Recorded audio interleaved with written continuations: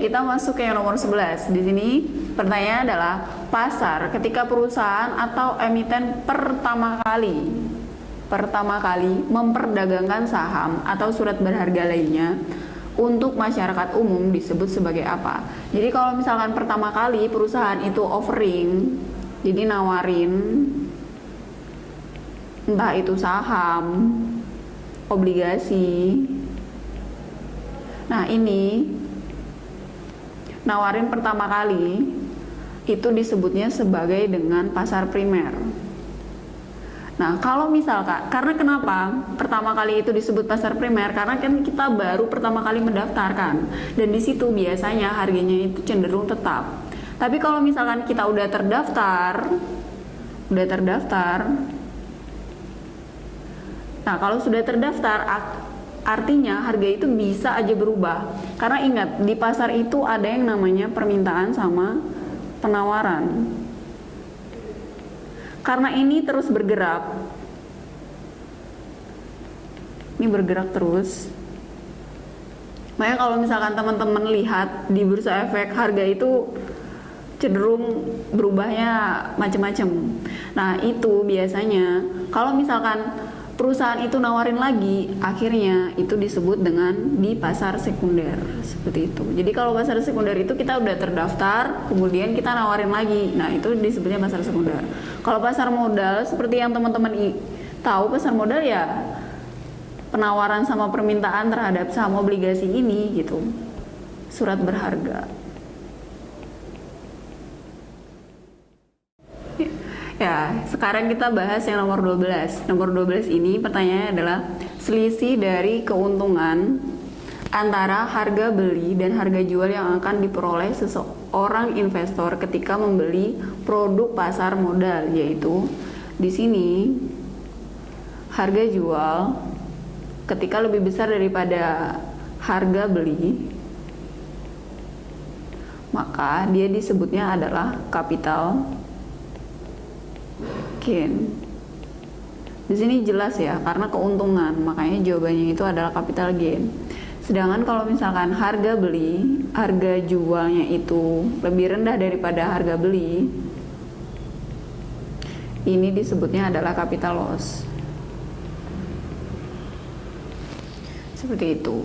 Nah, kalau misalkan laba, ini yang sering kita kenal, pendapatan lebih besar daripada biaya. Sedangkan dividen itu adalah pembagian hasil atau keuntungan kepada investor berdasarkan berapa sih yang dia tanamkan, misal 10% atau cuma 1% atau 0, sekian persennya itu, ya dia akan mendapatkan pembagian hasilnya itu. Sedangkan kalau kupon itu adanya di obligasi, yaitu bunga dari obligasinya, bunga utangnya, semacam itu. Jadi sekali lagi, ini karena harga belinya ini lebih rendah daripada harga jual, makanya jawabannya adalah capital gain. Oke, sekarang kita mulai yang nomor 13. Pertanyaannya, jadi kalau misalkan ada pertanyaan kayak gini, lebih baik langsung mengarah ke yang bawah aja, langsung ke sini. Jadi pertanyaannya adalah ciri di atas yang merupakan ciri dari pasar persaingan tidak sempurna. Ingat, kalau pasar persaingan tidak sempurna itu mencakup monopoli, oligopoli, dan monopolistik. Nah, mana ini yang ciri-cirinya? Yang pertama, barang yang diperdagangkan bersifat homogen. Oke, ini bisa. Karena biasanya di oligopoli, misal air mineral, hampir semuanya sama kan, paling kandungannya aja mungkin yang berbeda.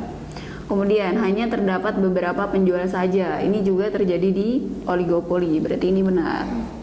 Jumlah pembeli dan penjual sama-sama banyak, ini salah. Karena kalau misalkan di sini kan poli, kata kuncinya ada di poli. Nah, di sini semuanya ini cuman ada beberapa aja sebenarnya, kecuali monopolistik.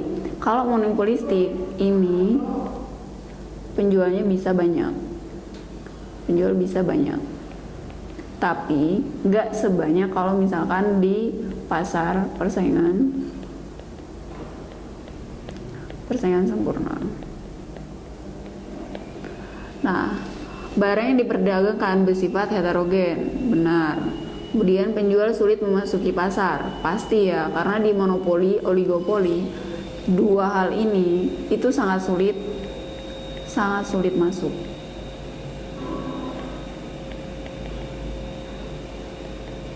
Nah, kalau misalkan kita lihat yang benar itu nomor 1, nomor 2, nomor 5, dan nomor 6. Sedangkan 3 dan 4 ini salah. Berarti kalau ada nomor 3 dan 4 itu dicoret. Jadi jawabannya yang E, yang benar. Oke, di sini kita masukin nomor 4. Naiknya bahan baku tepung untuk perusahaan roti mampu memicu adanya inflasi jika terjadi secara terus-menerus. Di sini kata kuncinya perusahaan roti, bahan baku, dan inflasi. Sebab cost push inflation atau biasa disebut kenaikan biaya produksi merupakan salah satu penyebab inflasi. Nah, di sini inflasi itu adalah suatu kejadian di mana harga-harga itu naik secara terus-menerus. Nah, kalau misalkan di sini ada perusahaan roti, berarti bahan bakunya adalah gandum. Terus di sini ada perusahaan roti. Kalau harga dari gandumnya ini naik, P-nya ini naik, price-nya itu naik, akhirnya perusahaan roti mau nggak mau itu semuanya harganya naik. Bayangkan misal suatu negara itu memang penghasil gandum dan banyak banget perusahaan rotinya di suatu negara itu. Akhirnya kalau misalkan gandum ini meningkat, menyebabkan terjadinya inflasi karena hampir seluruhan barang-barang secara umum itu harganya terus-menerus itu naik. Jadi yang nomor 14 ini benar, di mana naiknya bahan baku tepung untuk perusahaan roti mampu memicu adanya inflasi jika terjadi secara terus-menerus. Oh ya, ini tepung ya, gandum hampir sama. Nah, kemudian di sini cost push inflation. Jadi tentang cost push inflation itu, inflasi itu kan ada dua macam penyebabnya. Yang pertama adalah cost push, kemudian ada demand pull. Nah, kalau misalkan cost push ini biaya produksinya itu naik. Kalau biaya produksi naik, akhirnya penawaran itu jadi turun. Jadi dari S ke S1. Makanya harga yang awalnya di P0, Q0 jadinya malah naik ke P1 ke Q1. Nah, tadi permasalahannya adalah bahan baku. Berarti kalau bahan baku otomatis dari sisi permintaan atau dari sisi produksi. Makanya di sini benar, di sini benar, dan di sini keduanya ini berhubungan. Jawabannya adalah A. Oh ya, ini tadi tentang demand pull belum dibahas. Nah, kalau demand pull itu berarti dari sisi permintaan. Kalau demand pull itu biasanya terjadi karena konsumen itu daya belinya meningkat secara keseluruhan. Misal kayak sekarang aja, masker, banyak banget yang minta masker. Kalau banyak banget yang minta masker, akhirnya permintaan itu meningkat dari D0 ke D1 ke kanan. Nah, apa yang terjadi? Makanya kalau teman-teman lihat harga sekarang masker itu, nauzubillah, naiknya gitu. Jadi di sini 14 ini semuanya berhubungan ya. Jawabannya adalah A ini tadi. Nomor terakhir ya, nomor 15. Pertanyaan adalah investasi suatu negara.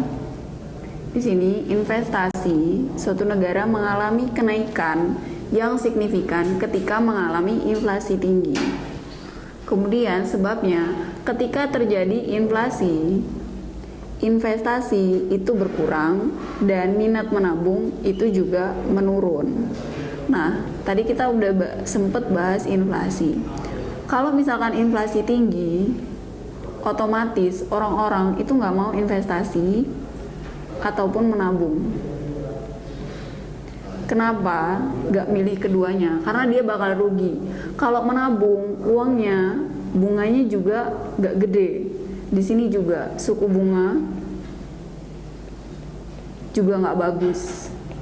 Jadi lebih baik dia memilih untuk tidak investasi ataupun tidak menabung. Makanya yang pernyataan pertama itu salah. Gak mungkin orang mau investasi kalau misalkan inflasinya itu tinggi.